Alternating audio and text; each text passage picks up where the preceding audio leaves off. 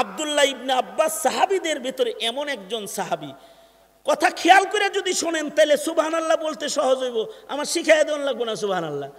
আব্দুল্লাহ ইবনে আব্বাস এমন একজন সাহাবী, যেই সাহাবী নবীর ওফাতের সময় ওনার বয়স ছিল মাত্র 13 বছর, কিন্তু উনি সাহাবীদের ভেতরে কুরআন শরীফের জ্ঞান নবীর কাছ থেকে মাত্র 13 বছরে সবচেয়ে বেশি গ্রহণ করেছেন। কত বছরে? আবার বলেন, বয়স কত বছর? 13 বছর। নবীর ইন্তেকালের সময় ওনার বয়স 13 বছর, কিন্তু কোরআনের জ্ঞান সবচেয়ে বেশি গ্রহণ করেছেন আব্দুল্লাহ ইবনে আব্বাস রাদিয়াল্লাহু আনহুমা। ওনাকে বলা হয় রাইসুল মুফাসসিরিন। 13 বছর বয়সে রাইসুল মুফাসসিরিন। আচ্ছা, আরেকটু পিছন থেকে আসি। 9 বছর বয়সে ওনার জ্ঞান 90 বছরের চেয়ে বেশি। অনেকে আছে 90 বছর বয়স, কিন্তু 9 বছরের আকল বুদ্ধিও নাই। বাপ মাও আবার হ্যাঁ করে বাঁচানোর চিন্তা করে। কি কয় জানেন? ছেলে কিন্তু কলেজে পড়ে, অপরাধ করছে জঘন্য একটা, বিচারে যায় বাপে কয় বাচ্চা মানুষ লেখাপড়া করে তো এখনো বুঝে টুঝে না, অথচ হেরে যদি 5 বছর আগে বিয়ে করাইতো তো 5 বছরে 5টা বাচ্চা হইতো। হে নাকি বুঝে না, বাবা মাই কয়। আর আব্দুল্লাহ ইবনে আব্বাস হলো 9 বছরের বাচ্চা, তাকে ওনার বাবা মায় বলে কি, ওনার বাবা মা ওনাকে বলতেছে 9 বছরের বাচ্চাকে, এই ছেলে রাতের বেলায় ঘুমাও কেন? নবীর ঘর পাহারা দিতে পারো না? নবী রাত্রে কি আমল করে দেখতে পারো না? সেই রকম আমল তুমি করতে পারো না? আল্লাহু আকবার কাবীরা। 9 বছরের বাচ্চা। আশ্চর্য, মায়ের কথা শুই না আব্দুল্লাহ ইবনে আব্বাস 9 বছর বয়সী নবীর ঘর পাহারা দেয় রাত্রে। আল্লাহর রাসূল যখন ইস্তিনজায় যায়, হযরত আব্দুল্লাহ ইবনে আব্বাস নবীর জন্য ওযুর পানি রেডি কইরা পাশে কোনায় দাঁড়ায় থাকে। আল্লাহর রাসূল একদিন বলে, এত সুন্দর ওযুর পানি শেষ রাতে আমার জন্য কে রাখলো রে? আব্দুল্লাহ ইবনে আব্বাস বলে, আমি রেখেছি। নবী খুশি হয়ে গেছে। নবীজি তাকে বুকে লইয়া দোয়া করেছে, আল্লাহুম্মা ফাক্কিহু ফিদ্দীন ওয়া আল্লিমহুল কিতাব ওয়াল হিকমাহ। এক দোয়ার বরকতে নবীর বুকের ইলম কপি হয়ে ওনার বুকে ঢুকে গেছে। আল্লাহর রাসূল ওযু শেষ করে আল্লাহর রাসূল নামাজে দাঁড়াইছে। দেখেন আকল কাকে বলে। আল্লাহর রাসূল ওযু শেষ করে তাহাজ্জুদের নামাজে দাঁড়াইছে। আব্দুল্লাহ ইবনে আব্বাসকে আল্লাহর রাসূল বাম পাশে দেখে যে সে নামাজে দাঁড়াইছে, অথচ নামাজ পড়তে কয় নাই। নবীর পাশে নামাজি বাম পাশে দাঁড়ায় গেছে। আব্দুল্লাহ ইবনে আব্বাস বলেন, আমি তো জানি না যে ইমামের ডান পাশে খাড়ান লাগে, কিন্তু আমি যখন বাম পাশে দাঁড়িয়েছি, আল্লাহর রাসূল আমার ঘাটটা ধইরা আমাকে বাম পাশ থেকে ডান পাশে নামাজের ভিতরে এনে দাঁড় করাইছে। একটা ইজাজ, একটা অলৌকিকত্ব এটা, যে কোরআন মজিদের মজলিসে যদি কেউ বসা থাকে তো তার দিলের কালি দূর হইতে থাকে। পানির ভেতরে, ঢেউয়ের ভেতরে যদি কেউ দাঁড়ায় থাকে, তার গায়ের ময়লা থাকে না, যায়? হ্যাঁ, ময়লা দূর হয় না? কোরআনের মাহফিলে এত বেশি পরিমাণে রহমত বরকত বর্ষিত হয়। এই যে রাত 12টা হয়ে গেছে, এই এই এই সব আপাতত কথা বন্ধ করো, পিচ্ছি পাচ্ছি যা আছে সব কথা বন্ধ। হ্যাঁ, গল্প করো না। হ্যাঁ, দোনো হাত উপরে তোলো, দোনো হাত উপরে তুলি, নাড়াচাড়া দিই, জবান খুলি, জোরে বলেন সুবহানাল্লাহ, আলহামদুলিল্লাহ, লা ইলাহা ইল্লাল্লাহ, আল্লাহু আকবার, আল্লাহু আকবার। হাত নামান। তো এই যেমন এইদিকে ছিলেন, কিছু কথা, অল্প কিছু কথা এইদিকে শুনলে মনে থাকবে, খেয়াল করে কথা না শুনলে কিছু মনে থাকে না। যে কোনো কথা যদি খেয়াল করে শোনা হয় তাহলে এটা অনেক দিন মনে থাকে, অনেক দিন আমল করার জন্য নসিহাতগুলো সাহায্য করে। তো যেটা বলতেছিলাম আমি, যেটা কোরআনে হাকিমের একটা এজাজ, অলৌকিকত্ব, যে কোরআন শরীফের মজলিসে যদি কেউ যদি নিরিবিলি বৈশাও থাকে, তাতেও তার দিল সাফ হইতে থাকবে জিকিরের মজলিসে, কারণ রহমত বর্ষিত হয়। আপনারা তো শুধু নিরিবিলি বৈশারণ নাই, বৈশা বৈশা অনেক নসিহত শুনেছেন, সাদকার আমল হইছে, নেক কাম হইছে, নেক কাজের একটা প্রতিযোগিতা হইছে, নেক কাজের একটা। এই আজিজ ভাই, আপনি কি শুরু করে দিলেন? আপনি ওদিকে কিচ্ছু বুঝেন না, সামনে দিয়ে বয়ে বয়ে গল্প করেন। তা নেক কাজের এই যে একটা প্রতিযোগিতা হইছে, এখানে বসে থাকলেও দিল সাফ, আর সেকেন্ডে সেকেন্ডে, মুহূর্তে মুহূর্তে নেকি আমল নামায় জমা হইতে থাকবে।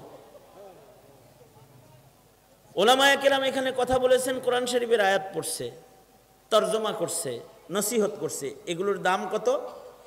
যে কোরআনে কারীম শুনলে ইমানদারের ইমান বাড়ে। আল্লাহু আকবার বলেন। ইমানদারের ইমান যে কোরআন শুনলে বাড়ে, এই গ্যারান্টিটা আমার দেয়া না, এই গ্যারান্টিটা দিছে কে? আল্লাহ। ওয়াইদা তুলিয়াত আলাইহিম আয়াতুহু যাদাতহুম ঈমানা। মুমিনের সামনে যদি কোরআন পড়া হয় তো মুমিনের ঈমান বেড়ে যায়। যদি কোনো কাফেরও কোরআন শুনে, সে কাফের, সে ঈমানদার না, তার মুখে কালিমা নাই, মুশরিক, সেও যদি কোরআন শুনে দিল দিয়া, তাইলে কোরআনের অলৌকিকত্ব এটা, যে কাফেররাও যদি কোরআন শুনে তাইলে কোরআনের আওয়াজ কানে গেলে দিলের কুফরি বের হয়ে যায় আর ঈমানের নূর ভেতরে ঢুকে যায়। এই কারণেই যুগে যুগে কোরআন শুনে শুনে বহু কাফের কালেমা পড়ে পড়ে মুসলমান হয়েছে। আমি আপনাদের সামনে যে আয়াতটা পড়ছি, সূরা নহলের আয়াত, এই আয়াত শুইনা শত শত কাফের কালেমা পড়ে মুসলমান হয়ে গেছে।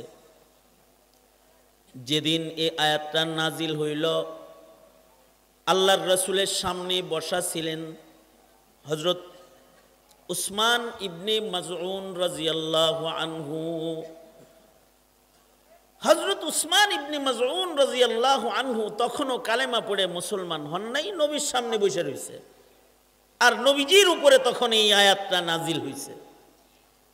উসমান ইবনে মাজউন রাদিয়াল্লাহু আনহুর পরিচয়, সহজ পরিচয় হলো, পৃথিবীর ইতিহাসে গুরুস্থানের ভেতরে সবচেয়ে দামি কবরস্থান হলো জান্নাতুল বাকি কবরস্থান। জান্নাতুল বাকি কবরস্থানে শোয়ার জন্য কিয়ামত পর্যন্ত মুমিনরা দোয়া করবে, হে আল্লাহ, তুমি আমাকে বাকি গুরুস্থানের মাইয়িত বানায়ো। কারণ কি? জান্নাতুল বাকি গুরুস্থানে কিয়ামত পর্যন্ত কবরের আযাব নাই। কারোর দাফন যদি এমন একটা গুরুস্থানে হয় যে গুরুস্থানে কি নাই, কবরের আযাব নাই, তাইলে এই গুরুস্থানের দাম কত?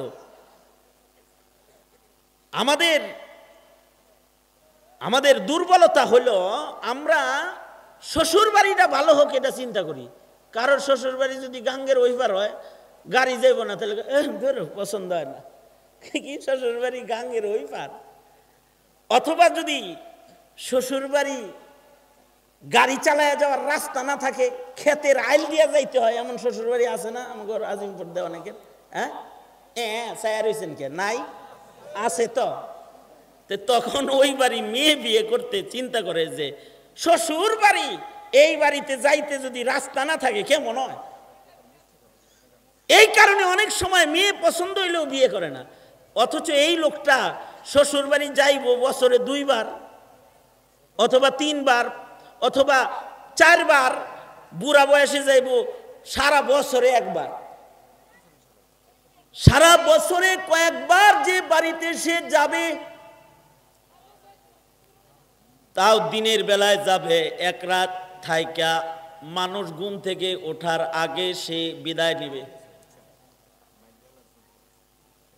এমন যদি হয়, এই শ্বশুর বাড়ির অবস্থান যদি অসুন্দর হয়, তাহলে যদি বউ পছন্দ না হয়, অথবা নিজের বাড়ির জায়গা খরিদ করবে, এটার যাওয়ার রাস্তা যদি সুন্দর না হয়, বাড়ির জায়গা যদি পছন্দ না হয়, যে বাড়িতে তার থাকতে হবে, 50 বছর, 40 বছর, 60 বছর, 70 বছর, 90 বছর মুশকিল। এই বাড়ির রাস্তা, এই বাড়ির অবস্থান যদি সুন্দর কামনা করা হয়, তাহলে একটা মুমিন মৃত্যুর পর থেকে ইসরাফিলের বাঁশি পর্যন্ত যে গুরুস্থানে ঘুমায় থাকবে, সেই গুরুস্থানটা কেমন হওয়া দরকার, তার কবরের জায়গাটা, কবরের বাড়িটা, ঘরটা কেমন জায়গায় থাকা কামনা করা দরকার, এমন জায়গায় তার কবরের ঘর কামনা দরকার যে ঘরের ভেতরে আযাব কখনো প্রবেশ করে না যায়, যে কবরে কোনো আযাব যায় না। বিদ্যুৎ আছে এমন এরিয়ায় যদি বাড়ি হয়, তাহলে যেমন পরের বাড়ি বিদ্যুৎ থাকলেও এই বাড়িতে কিছু আলো আসে, ওইরকম কবরের ঘরটা যদি ভালো কবরের পাশে হয় অথবা ভালো জায়গায় হয়, তাহলে তার কবর ঘর সুন্দর হয়। এই যে একটা বুঝের কথা বললাম, এই বুঝটা একটা ইমানি বুঝের ভেতর থেকে এই বুঝটা আসে, যদি ইমান কারোর ভেতরে থাকে। আর যদি কারোর ভেতরে কবরের বিশ্বাসী না থাকে, নাস্তিক মার্কা হয়, হে কবরের আযাব বিশ্বাস করে না, কবরের সাপ বিচ্ছু বিশ্বাস করে না, কবরের সওয়াল জবাব বিশ্বাস করে না, যদি তার ইমানটা এত দুর্বল হয়, তাইলে আর তার এমন চিন্তা ভাবনা কিছু আসবে না। এ কারণে দুনিয়ার মাটিতে কিছু গুরুস্থান আছে, এগুলো দামি গুরুস্থান। যে গুরুস্থানটা রাসূলের কবরের কাছে, গুরুস্থানটা হলো সারা পৃথিবীর সবচেয়ে দামি কবরস্থান, জান্নাতুল বাকি। জান্নাতুল বাকি গুরুস্থানের মাইয়িত যদি কেউ হয়ে যায়, তাহলে তার কবরের আযাব মাফ। আল্লাহু আকবার, কবরের আযাব তার মাফ। অথবা যদি মক্কায় যায় কেউ মরে আর তার কবরটা যদি হাজীদের কবরস্থানে হয়, হাজীদের কবরে আযাব নাই। এবং আশ্চর্য বিষয় হলো, হাজীদের গুরুস্থানে অন্য কাউকে মাটি দেওয়া হয় না। পৃথিবীতে কিছু কবরস্থান আছে যেখানে অন্য কাউকে মাটি দেওয়া হয় না। মদিনার বাইরে মারা গেলে তাকে মদিনায় মাটি দেওয়া হয় না, মদিনার ভিতরে আর ঢুকানো হয় না। তার মানে হলো তার কবর আল্লাহ মদিনায় কবুল করে নাই, বাইরে মরছে বাইরেই রাখো। আর বাহির থেকে গিয়েও কেউ যদি মদিনায় মারা যায়, তার লাশ আর ফেরত দেওয়া হয় না, তাকে আল্লাহ পছন্দ করেছে, তাকে মদিনায় শোয়ায় দাও। কেউ যদি মক্কায় যায় মরে যায়, হাজীদের গুরুস্থানে তারে মাটি দেওয়া হয়। তাই বলে কিন্তু বিদেশে চাকরি করে কেউ যদি মরে, তারে হাজীর গুরুস্থানে মাটি দিবে না, তার লাশটা সুন্দর করে পেঁচায় আবার তার বাড়ি পাঠায় দিবে, কারণ সে আল্লাহর মেহমান হিসেবে মরে নাই, চাকরিজীবী হিসেবে মারা গেছে। আল্লাহর মেহমানদের গুরুস্থানের ভেতরে যার তার শোয়ার সুযোগ নাই। আল্লাহর মেহমানদের গুরুস্থানে যদি কারোর মরণ হয়ে যায়, আশা করা যায় কবরের আযাব মাফ। কবিদের ভেতরে একজন কবি আছে যার কথা সকলে স্মরণ করে বড় গর্বের সাথে। তাদের ভেতরে যে সকল কবির কথা স্মরণ করা হয় গর্বের সাথে, তাদের ভেতরে কবি নজরুল একজন। কবি নজরুল তার বসত ভিটার চিন্তা যতটা করছেন, তার চাইতে কবরের চিন্তা বেশি করেছেন। শেষ বেলায় তার কবর যেন মসজিদের পারে হয়, এজন্য সে কবিতাও লিখেছে। মসজিদেরই পাশে আমার, মসজিদেরই পাশে আমার কবর দিও ভাই, যেন গড়ে থেকেও মুয়াজ্জিনের আজান শুনতে পাই। একটা সুন্দর কামনা। ভালো গুরুস্থানের মাইয়িত হতে পারে নসিব, কপালের ব্যাপার। এই কবরস্থানের পাশের এই মাদ্রাসাটা নিয়ে যখন আমার আব্বা খুব পেরেশান, তা আমি আমার আব্বারে জিজ্ঞাইছি যে আব্বা, এই মাদ্রাসা নিয়ে আপনি এত পেরেশান কেন? আমরা নিজেরা কত মাদ্রাসা করছি, উমরে আছে, বাড়িতে আছে, এদিকে আছে, এটা নিয়ে এত পেরেশান কেন? অসুস্থ বদন নিয়ে এখানে শুয়ে থাকেন কেন? ঘরে শুয়ে থাকতে পারেন না? তো আব্বা জান কেঁদে কেঁদে বলে, বাবারে আমি তো মরে যাওয়ার পরে এই আজিমপুর গুরুস্থানে আমার কবর দিবে, আমি এখানে ঘুমানোর নিয়ত, তা আমার কবরটা যে জায়গায় হবে ওই জায়গায় যদি সুন্দর কোরআনের তেলাওয়াত হয়, ওই জায়গায় যদি আলেমে দিন গঠন হয়, ওই জায়গাটা যদি আবাদ হয়, তাহলে আশা করা যায় আমলের প্রভাবে কবরে আযাব হবে না। আল্লাহু আকবার কাবীর। এটা একটা ভাবনা, এটা একটা ঈমানি জগতের বিষয়।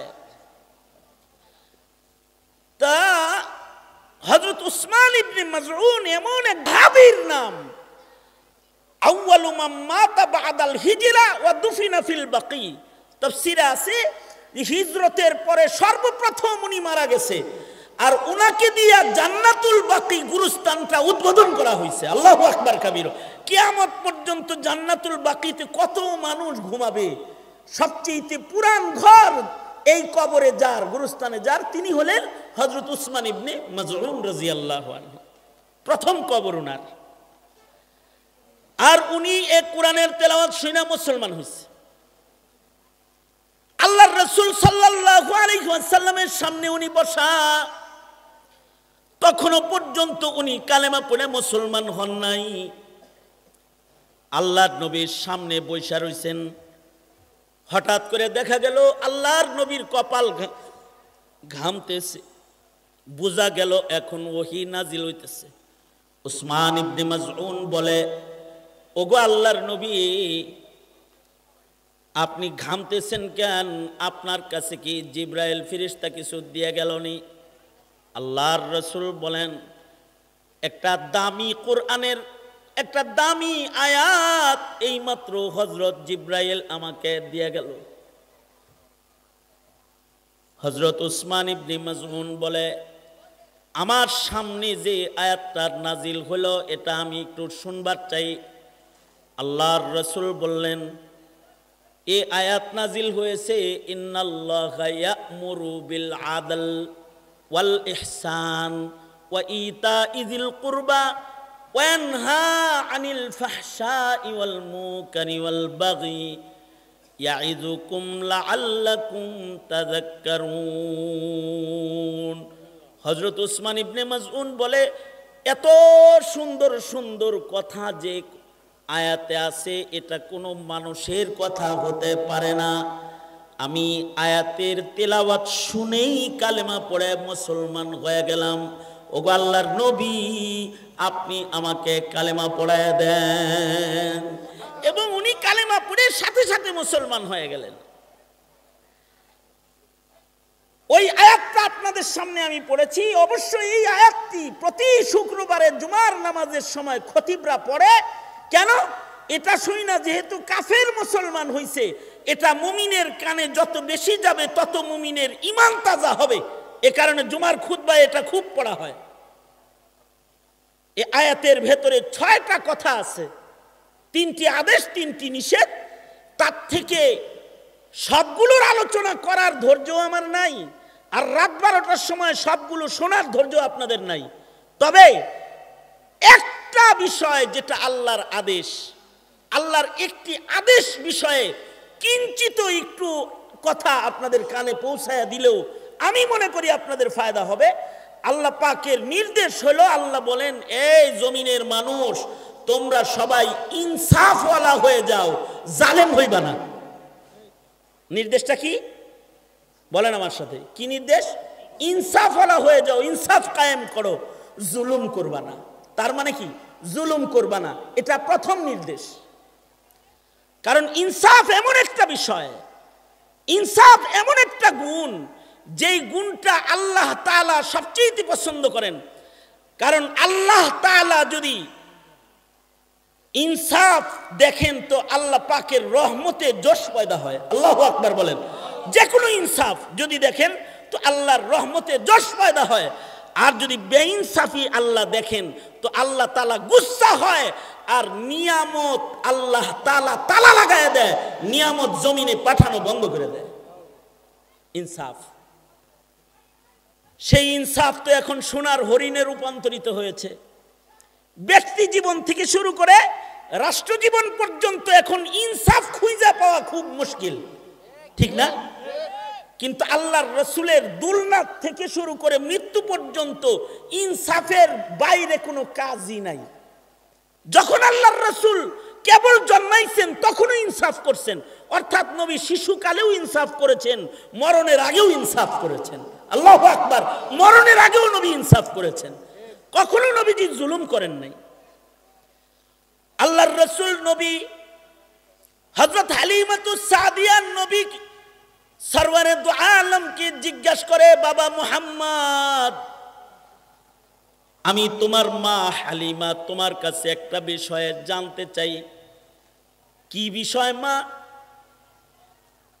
হালিমা বলে, বাবা মুহাম্মদ, মক্কা থেকে তুমি রহমাতুল্লিল আলামিনকে যখন আমি দুধ খাওয়ানোর জন্য লয়ে গেলাম, আমার বাড়ি বরকত শুরু হয়ে গেল। কিন্তু বাবা মুহাম্মদ, আমার দুনো স্তন ভর্তি দুধ এসে গেল, কিন্তু তুমি যতদিন আমার স্তনের দুধ পান করেছ ততদিন কেবলমাত্র ডান স্তনের দুধ তুমি পান করেছ, কখনো বাম স্তনে তুমি মুখ লাগাও নাই, কেন বাবা? আল্লাহর রসুল বলেন, আপনার যত রহমত আছে সব তো ইনসাফের কারণে আল্লাহ তাআলা দান করেছে। আমি রহমাতুল্লিল আলামিন, আমি কি বেইনসাফি করতে পারি নাকি? আমি যতদিন আপনার বুকের দুধ পান করেছি ততদিন শুধুই মাত্র আপনার ডান স্তনের দুধ পান করেছি, বাম স্তনটা রেখে দিয়েছি, কখনো বাম স্তনে আমি মুখ লাগাই নেই। কারণ হলো আমার দুধ ভাই আপনার সন্তানটার জন্য বাম স্তন রেখে দিতাম, আমি যদি দুনো স্তনের দুধ খেয়ে ফেলি তাহলে আমার ভাই খাবার থেকে বঞ্চিত হয়ে যাবে।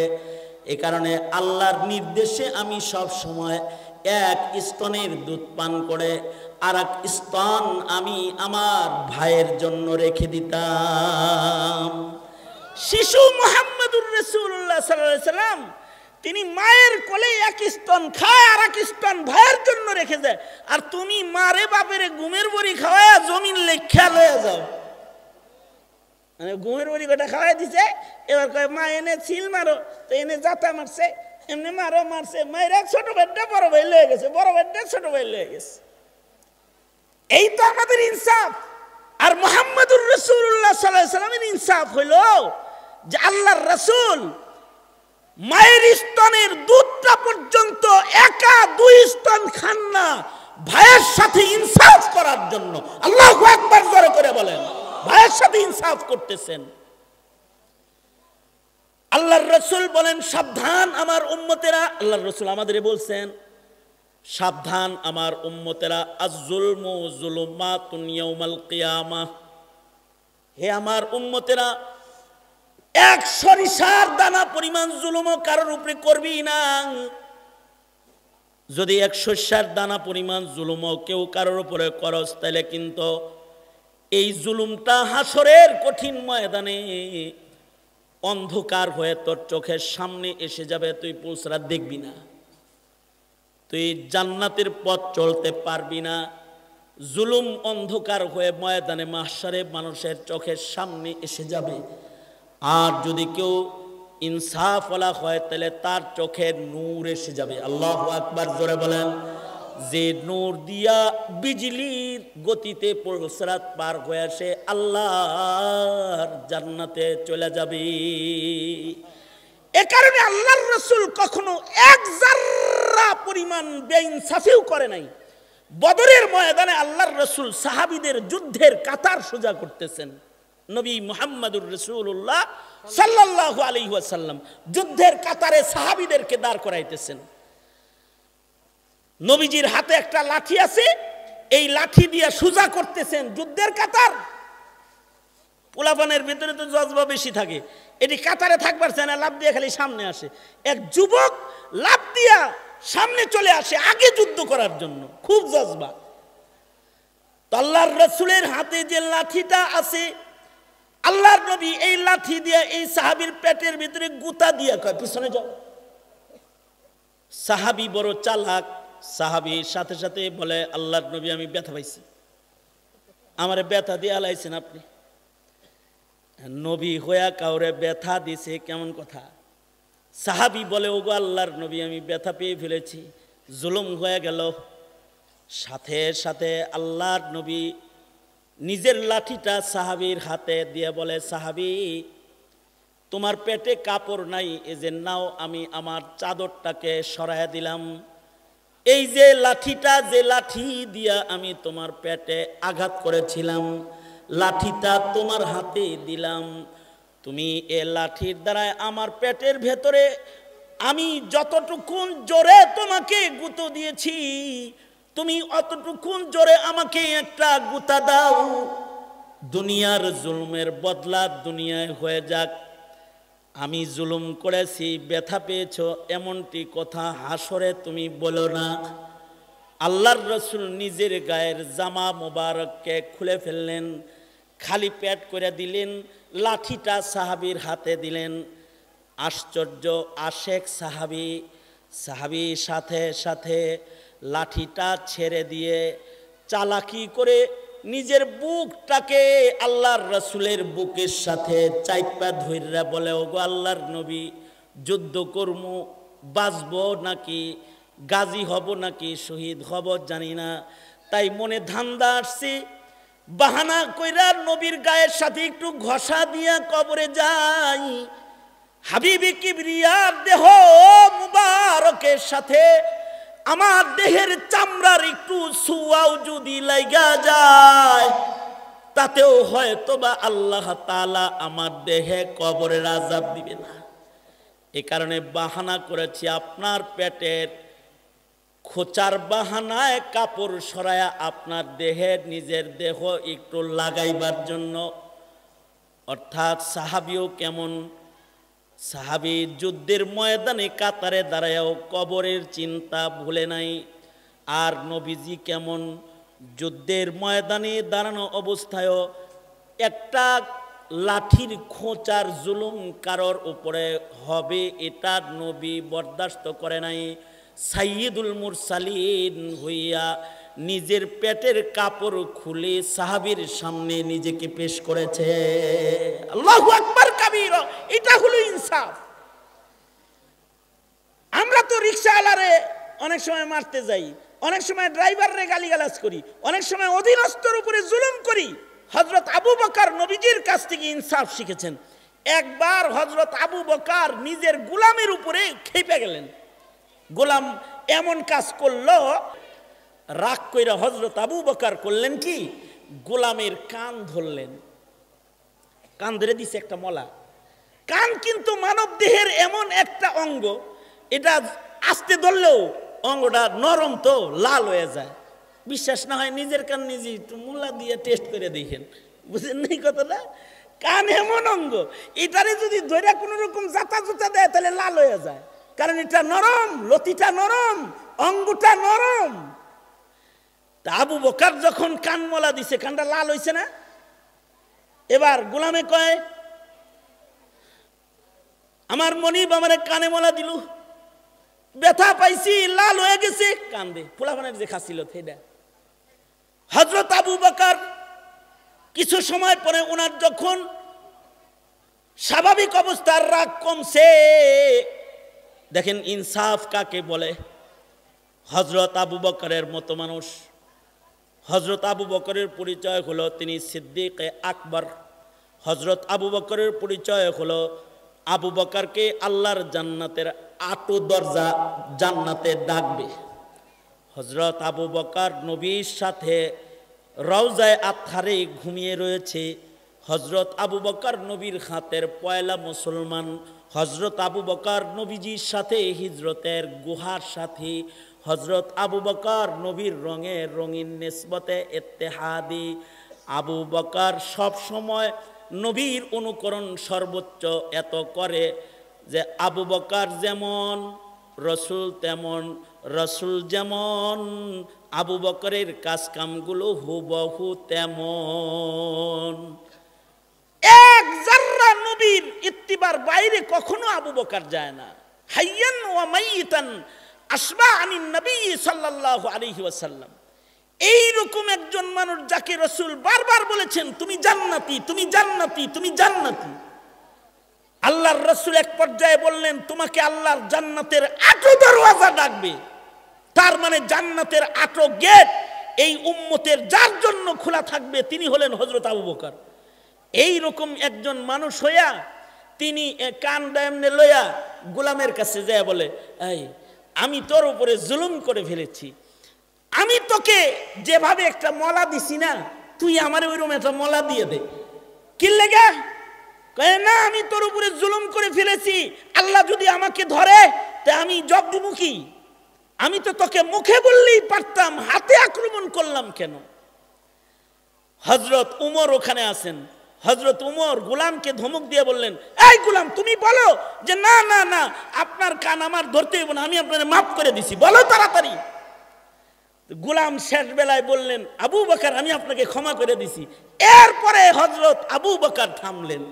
এর আগ পর্যন্ত ভাই ভাইয়ের ভেতরে এতটুকু জুলুমের আচরণ হবে মুসলমান মুসলমানের সাথে, এটা বরদাস্ত করলেন না। আমাদের হালত কি? আমরা তো রাজনৈতিক বিরোধের কারণে, ব্যবসায়িক স্বার্থের কারণে অথবা যে কোনো স্বার্থের কারণে এক ভাই আর এক ভাইয়ের উপরে জুলুম করি, লাগে যেন আমরা মরুমও না আর আমাদের বিচারও মনে হয় আল্লাহ তাআলা করতে পারবেন না। আমাদের জিন্দেগির অবস্থা হলো অনেকটা এমন।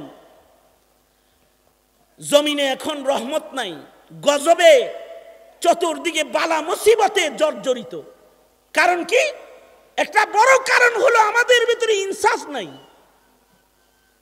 আশ্চর্য একটা বিষয়, জুলুম এটা এমন একটা বিষয়, জুলুম করা লাগে না। কেউ যদি জুলুমের নিয়ত করে যে হে জুলুম করবো মুখের উপরে, এরকম নিয়ত যদি খালি করে, সাথে সাথে আল্লাহ তাআলা রহমত বন্ধ করে দেয়। আর ইনসাফ এত বড় গুণের নাম, ইবাদতের নাম। কেউ যদি নিয়ত করে যে আমি ইনসাফ করব, নিয়ত করার সাথে সাথে আল্লাহ তাআলা রহমতের দরজাগুলো সব খুলে দেয়। আল্লাহু আকবার কাবীরা। এটা ব্যক্তি জীবনের জুলুম হোক, পারিবারিক জীবনের জুলুম হোক। অনেক বাপেরা নিয়ত করে যে মেয়ে গড়ে কিছু দিতাছি না, সব পোলা করে দিব, এটা একটা জুলুম। নিয়ত করার সাথে সাথে রহমত বন্ধ হয়ে যায়। আর যদি কোনো পিতা নিয়ত করে যে আমি আমার সন্তানদের সাথে ইনসাফের আচরণ করব, কোনো সন্তানের উপরে জুলুম করব না, কোনো মেয়ের উপরে জুলুম করব না, কোনো ছেলের উপরেও জুলুম করব না, নিয়ত করার সাথে সাথে রহমতের বাহারের দরওয়াজা আল্লাহ তাআলা খুলে দেয়। সুবহানাল্লাহি ওয়া বিহামদিহি। এর একটি দৃষ্টান্ত শুআবুল ঈমানে ইমাম বাইহাকী রাহমাতুল্লাহি আলাইহি আব্দুল্লাহ ইবনে আব্বাসের রিওয়ায়াতে এনেছেন। চমৎকার একটা কথা, এই কথাটা বইলা আমি আমার আলোচনা গুটায় আনবো। আব্দুল্লাহ ইবনে আব্বাস থেকে বর্ণিত শুআবুল ঈমানে ইমাম বাইহাকী ঘটনাটা বর্ণনা করেছেন। আব্দুল্লাহ ইবনে আব্বাস রিওয়ায়াত করেন। আব্দুল্লাহ ইবনে আব্বাসের রিওয়ায়াত মানে কি? আব্দুল্লাহ ইবনে আব্বাস কি একটু চিনাই আপনাদেরকে। আব্দুল্লাহ, আমরা তো নায়ক চিনি, নায়িকা চিনি, গায়ক চিনি, গায়িকা চিনি, বক্তা চিনি, অভিনেতা চিনি, কৌতুককার চিনি, কিন্তু সাহাবী চিনি না। তো এ কারণে সাহাবীদের সমালোচনা করতেও আমাদের মুখে বাধে না। এখন সাহাবী সমালোচনা হয়, কিছু মানুষ আছে এরা প্রকাশ্যে সাহাবীর সমালোচনা করে, অত সাহাবী কি জিনিস এটা বুঝেই না আসলে, এ কারণে সাহাবীর সমালোচনা করে। আব্দুল্লাহ ইবনে আব্বাস সাহাবীদের ভিতরে এমন একজন সাহাবী, কথা খেয়াল করে যদি শোনেন তাহলে সুবহানাল্লাহ বলতে সহজ হইব, আমার শিখাইয়া দেওয়া লাগবে না সুবহানাল্লাহ। আব্দুল্লাহ ইবনে আব্বাস এমন একজন সাহাবী, যেই সাহাবী নবীর ওফাতের সময় ওনার বয়স ছিল মাত্র 13 বছর, কিন্তু উনি সাহাবীদের ভিতরে কুরআন শরীফের জ্ঞান নবীর কাছ থেকে মাত্র 13 বছরে সবচেয়ে বেশি গ্রহণ করেছেন। কত বছরে? আবার বলেন, বয়স কত বছর? 13 বছর। নবীর ইন্তেকালের সময় ওনার বয়স 13 বছর, কিন্তু কোরআনের জ্ঞান সবচেয়ে বেশি গ্রহণ করেছেন আব্দুল্লাহ ইবনে আব্বাস রাদিয়াল্লাহু আনহুমা। ওনাকে বলা হয় রাইসুল মুফাসসিরিন। 13 বছর বয়সে রাইসুল মুফাসসিরিন। আচ্ছা, আরেকটু পিছন থেকে আসি। 9 বছর বয়সে ওনার জ্ঞান 90 বছরের চেয়ে বেশি, অনেকে আছে 90 বছর বয়স কিন্তু 9 বছরের আকল বুদ্ধিও নাই। বাপ মাও আবার হ্যাঁ করে বাঁচানোর চিন্তা করে। কি কয় জানেন? ছেলে কিন্তু কলেজে পড়ে, অপরাধ করছে জঘন্য একটা, বিচারে যায় বাপে কয় বাচ্চা মানুষ লেখাপড়া করে তো এখনো বুঝে টুঝে না, অথচ হ্যারে যদি 5 বছর আগে বিয়ে করাইতো তো 5 বছরে 5টা বাচ্চা হইতো। হে নাকি বুঝে না, বাবা মাই কয়। আর আব্দুল্লাহ ইবনে আব্বাস হলো 9 বছরের বাচ্চা, তাকে ওনার বাবা মায় বলে কি, ওনার বাবা মা ওনাকে বলতেছে 9 বছরের বাচ্চাকে, এই ছেলে রাতের বেলায় ঘুমাও কেন? নবীর ঘর পাহারা দিতে পারো না? নবী রাত্রে কি আমল করে দেখতে পারো না? সেই রকম আমল তুমি করতে পারো না? আল্লাহু আকবার কাবীরা। 9 বছরের বাচ্চা। আশ্চর্য, মায়ের কথা শুই না আব্দুল্লাহ ইবনে আব্বাস 9 বছর বয়সী নবীর ঘর পাহারা দেয় রাত্রে। আল্লাহর রাসূল যখন ইস্তিনজায় যায়, হযরত আব্দুল্লাহ ইবনে আব্বাস নবীর জন্য ওযুর পানি রেডি কইরা পাশে কোনায় দাঁড়ায় থাকে। আল্লাহর রাসূল একদিন বলে, এত সুন্দর ওযুর পানি শেষ রাতে আমার জন্য কে রাখলো রে? আব্দুল্লাহ ইবনে আব্বাস বলে, আমি রেখেছি। নবী খুশি হয়ে গেছে। নবীজি তাকে বুকে লইয়া দোয়া করেছে, আল্লাহুম্মা ফাক্কিহু ফিদ্দীন ওয়া আল্লিমহুল কিতাব ওয়াল হিকমাহ।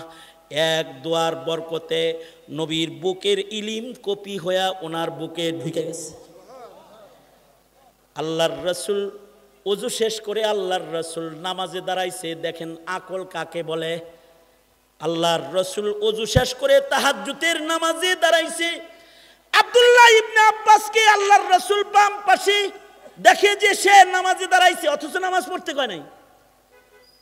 নবীর পাশে নামাজি বাম পাশে দাঁড়ায় গেছে। আব্দুল্লাহ ইবনে আব্বাস বলেন, আমি তো জানি না যে ইমামের ডান পাশে খাড়ান লাগে, কিন্তু আমি যখন বাম পাশে দাঁড়িয়েছি আল্লাহর রাসূল আমার ঘাটটা ধইরা আমাকে বাম পাশ থেকে ডান পাশে নামাজের ভিতরে এনে দাঁড় করাইছে, আর নবীর বরাবর আমাকে দাঁড় করাইছে।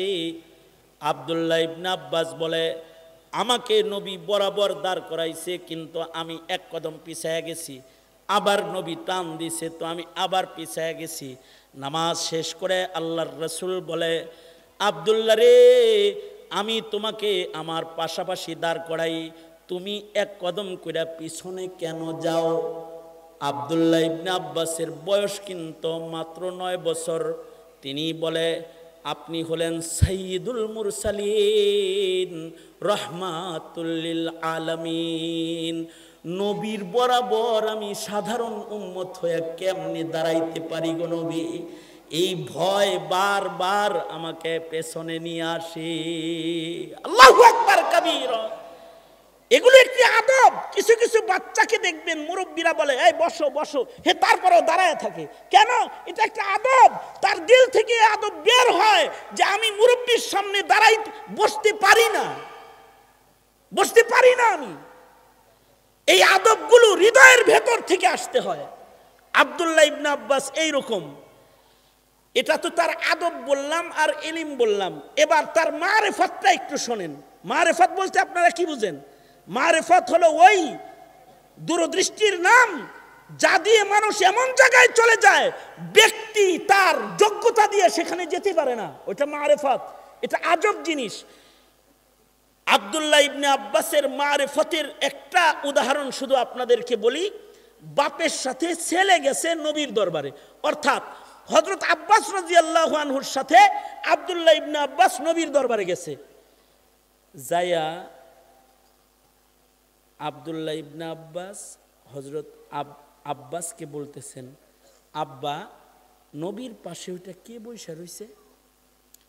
আব্দুল্লাহ ইবনে আব্বাসে হযরত আব্বাস বলে, কই কই কেউ তো বসে না, আমি তো দেখি না। আরে না, দেখেন দেখেন বয়ে রয়েছে। দেখি না তো। না দেখেন না, খেয়াল করে বইসা রয়েছে কে যেন। না আমি তো দেখি না। মানে বাপে দেখতেছে না, কিন্তু কে দেখতেছে? ছেলে দেখতেছে। আল্লাহর রাসূল তাকে জিজ্ঞাসা করলেন, আব্দুল্লাহ, আমার পাশে যে বসে রয়েছে তাকে কি তুমি দেখেছো? জি আমি দেখেছি। কাকে দেখেছো জানো?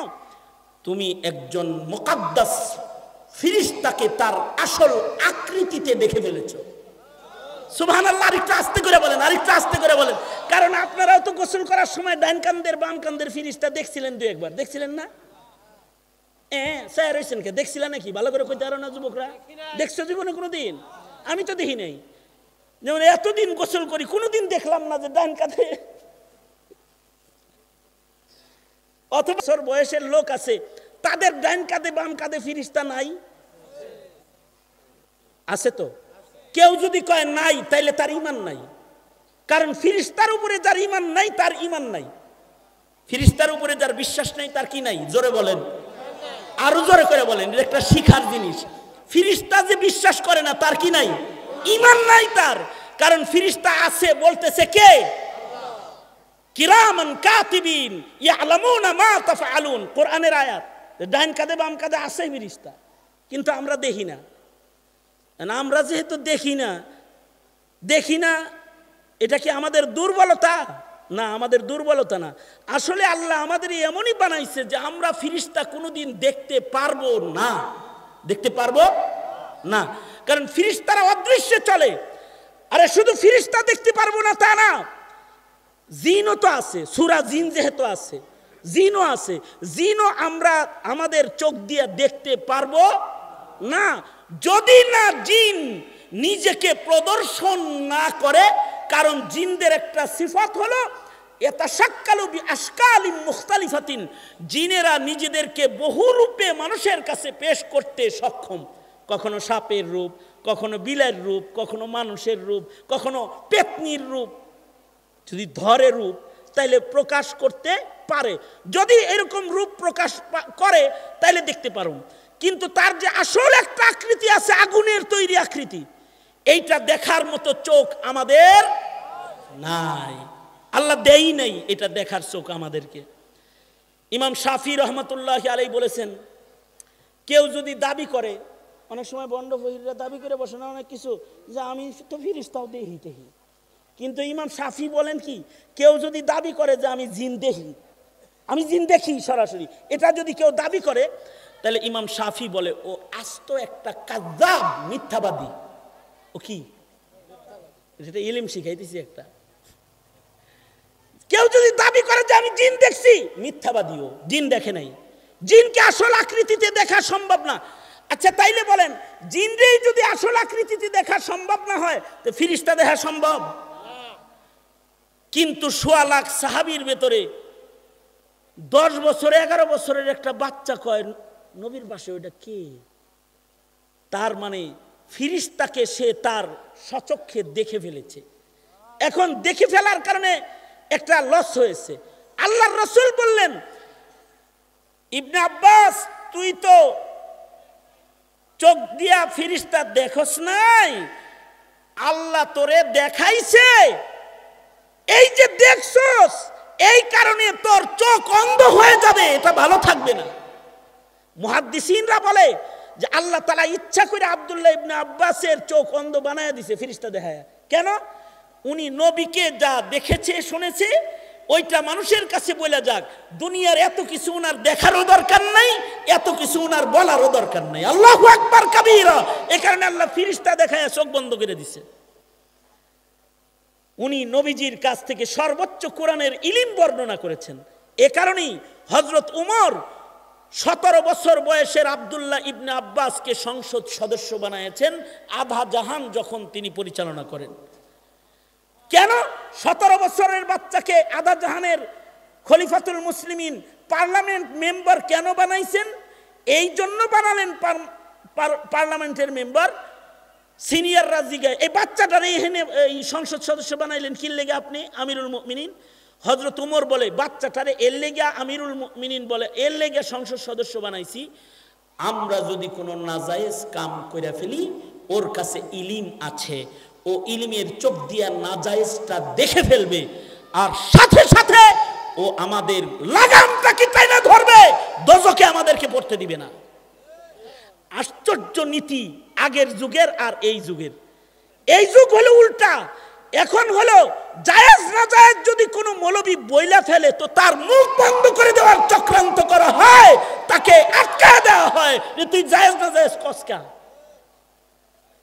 আজকে যদি শিক্ষা নীতিতে, শিক্ষা কমিশনে, সংসদে, বিভিন্ন জায়গায় যদি যোগ্য আলেমদের ধর্মীয় জায়েজ না জায়েজের বর্ণনার চোখ বসায় রাখা হতো, তাহলে ট্রান্সজেন্ডার আমাদের শিক্ষা সিলেবাসে প্রবেশ করত না। বানরের বংশের শিক্ষা, ডারউইনের মতবাদ আমাদের ছেলেদেরকে পড়ানো হতো না। সমকামিতার সুরসুরির শিক্ষা আমাদের সন্তানদেরকে দেওয়া হতো না। কারণ 90% মুসলমানের দেশে জাতা শিক্ষা দেওয়া জায়েজ না, জাতা শিক্ষা দেওয়া জায়েজ না। এই আব্দুল্লাহ ইবনে আব্বাস রাদিয়াল্লাহু আনহু 17 বছর বয়সে তিনি পার্লামেন্ট মেম্বার। এই রকম একজন আলেমের মুখের বর্ণনা। উনি বলেন কি, ঘটনাটা শুনেন, খেয়াল করে শুনেন, কারণ এরপরেই হলো খিচুড়ি দামাত বারকাতুহুম। খিচুড়ি না বিরিয়ানি? এরপরেই হলো তাবারক দামাত বারকাত। আব্দুল্লাহ ইবনে আব্বাস রাদিয়াল্লাহু আনহু বলেন, চাচা আর 5-7 মিনিট কই হালাই? হ্যাঁ, ইনশাআল্লাহ। আব্দুল্লাহ ইবনে আব্বাস রাদিয়াল্লাহু আনহু বর্ণনা করেন যে পূর্বের যুগের এক রাজা ছিল, বড় নেককার রাজা, বাদশাহ। এই বাদশাহ শিকার করার জন্য জঙ্গলে গেছে। বাইহাকি শরীফ, ইমাম বাইহাকি শুআবুল ঈমানের ভেতরে ঘটনাটা আনছেন যে শিকার কার্যে গেছে, যে সন্ধ্যা হয়ে গেছে, পাখি শিকার করতে গেছে, যায় এত সন্ধ্যা হয়ে গেছে। যখন সন্ধ্যা হয়ে গেছে তখন জঙ্গলের পাশেই এক কাঠুরিয়ার বাড়িতে বাদশাহ মেহমান হয়েছে। নিজের পরিচয় গোপন করেছে, পরিচয় দেয় নাই। কেন পরিচয় দেয় নাই? পরিচয় যদি দেয় তাইলে তো হের মেহমানদারি করতে কষ্ট হবে, এ কারণে পরিচয় দেয় নাই। সাধারণ বেদুইন পরিচয়ে কাঠুরিয়ার ঘরে ঢুকে গেছে। কাঠুরিয়াও বড় নেককার, তিনি মেহমান হিসেবে তাকে মেহমান নেওয়াজির জন্য প্রস্তুত হয়ে গেছে। সন্ধ্যাবেলায় এই কাঠুরিয়ার গরু গাভীগুলো জঙ্গল থেকে বাড়িতে এসেছে। তো এই কাঠুরিয়া একটা গাভীর স্তনের দুধ দহন করতেছে, কিন্তু আশ্চর্য একটা গাভী, এই গাভীর একটা গাভীর স্তন থেকে 30টা গাভীর দুধ হয়, এরকম বরকতের একটা গাভী এটা। আব্দুল্লাহ ইবনে আব্বাস বলেন, একটা গাভীর স্তন থেকে 30 গাভীর দুধ বাইরেছে। নিজে খাইছে এবং বাদশাকে খাওয়াইছে, চিনে না তো, মেহমান হিসেবে খাওয়াইছে। কিন্তু আশ্চর্য বিষয় হলো, এক গাভীর স্তন থেকে যে 30 গাভীর দুধ বাইরেছে, এইটা বাদশাহ চোখে দেখা চিন্তা করতেছে, বাদশাহ ওই আমার ঘরে এরকম একটা গরু নাই, কার ঘরে এটা রয়েছে গো, এটা কেমনে নেওয়া যায়? কুফন দিয়ে আটতেছে। তার ধান্দা হইল, আমি আমার ক্ষমতার বল দিয়া এই ভালো গাভীটাকে কাঠুরিয়ার বাড়ি থেকে নিজের রাজমহলে প্রবেশ করাবো। মানে তার ক্ষমতা আর লোভের কারণে সে জুলুম করার জন্য নিয়ত করছে। কিন্তু পয়লা দিন মেহমান হইছে, দুধ খাইছে পেট বইরা, আজকেই যদি কয় তোর গরু নিমু, জিনিসটা কিরকম হয়ে যায় না? তো এখন চিন্তা করছে যে জায়গা আর একদিন আমনি আয়া বাহানায় নিজের পরিচয় দিয়ে একভাবে লয়ে যামনি, গেছে গা। 7 দিন পরে আবার শিকার করার জন্য জঙ্গলে এসেছে। সন্ধ্যাবেলায় মেহমান হয়ে কাঠুরিয়ার বাড়িতে আবার হাজির হয়ে গেছে। কাঠুরিয়া দেখা কয়, দোস্ত আইছেন? আলহামদুলিল্লাহ, বসেন। বাদশাহ যে আইছে এটা তো জানে না। খেয়াল করতেছে গাভীটা সন্ধ্যাবেলায় আসেনি, দেখে গাভীটাও আসছে। আজকেও মেহমান এসেছে, তো বালতি লইয়া যায় কাঠুরিয়া তাহার গাভীর স্তন থেকে দুধ দহন শুরু করেছে। আব্দুল্লাহ ইবনে আব্বাস বলেন, এই গাভীটার স্তন থেকে গত 1 সপ্তাহ আগে 30টা গাভীর দুধ এক গাভীর স্তন থেকে এসেছে, কিন্তু আজকে যখন দুধ টানতেছে মাত্র 1 কেজি শেষ। বাদশাহ বলে, এটা কি তোমার সেই গাভী না? রঙে তো মনে হয় যেটার স্তন থেকে 30 গাভীর দুধ বেরিয়েছিল, বর্তন সব ভরছিল, এটা না? এটা কয়, জি বাদশাহ, এটা তো সেই গাভীটাই, কিন্তু ধীরে ধীরে এটার দুধ 7 দিনে কমে গেছে। এখন মাত্র 1 কেজিও হইবার চায় না। বাদশাহ বলে, বন্ধু এটার কারণ কি বলতো? কাঠুরিয়া বলে, আমার মন বলে আমাদের বাদশাহ মনে হয় কোনো জুলুম শুরু করেছে। লোকটা চিন্তা করতেছে, আমি তো বাদশাহ, এখন আমি যদি কই যে আমি বাদশাহ, তো আমি নিজে আস্তে একটা জালেম হয়ে যাই। নিজে নিজে শর্মিন্দা হইছে। হায় রে, বাদশাহ জুলুম করেছে দেখা তার জুলুমের প্রভাবে গাভীর স্তনের দুধ কমে গেছে। দুধ তো খেয়েছে, কিন্তু রাতের বেলায় যখনই ঘরে অবস্থান করতেছে, তখন রাতের বেলায় উঠা ওযু করে নামাজ পড়ে তওবা করতেছে, আল্লাহ আমি রাজা হইয়া বাদশাহ হইয়া প্রজার উপরে জুলুম করার নিয়ত করছিলাম, তুমি নারাজ হয়ে গেছো, দুধের স্তনের মুখ বন্ধ করে দিছো, 30 গাভীর বরকত বন্ধ করে 1 কেজিতে নামায় নিয়ে এসেছে, তুমি নারাজ হয়েছো।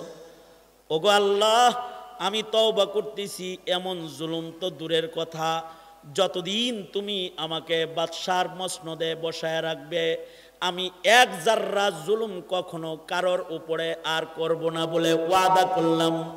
তওবা করে সকাল বেলায় বাদশার রাজ দরবারে চলে গেছে।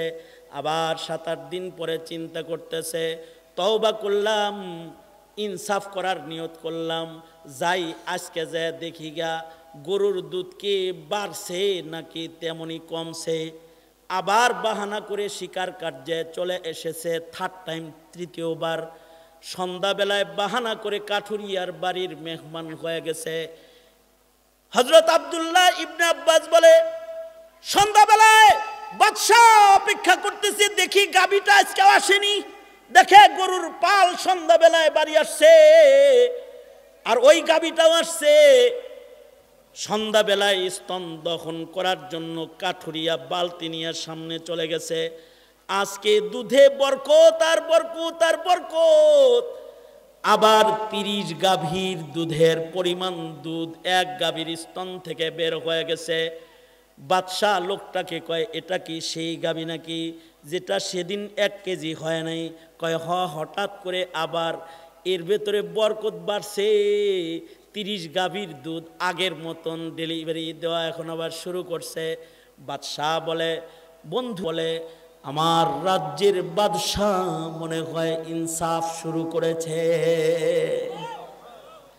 আব্দুল্লাহ ইবনে আব্বাস বলে, সাথে সাথে বাদশাহ লোকটাকে জড়া ধরে বলে, আরে না না না, বরকত বন্ধ হওয়ার জন্য জুলুম করা লাগে না, আর বরকত চালু করার জন্য ইনসাফ করাও লাগে না।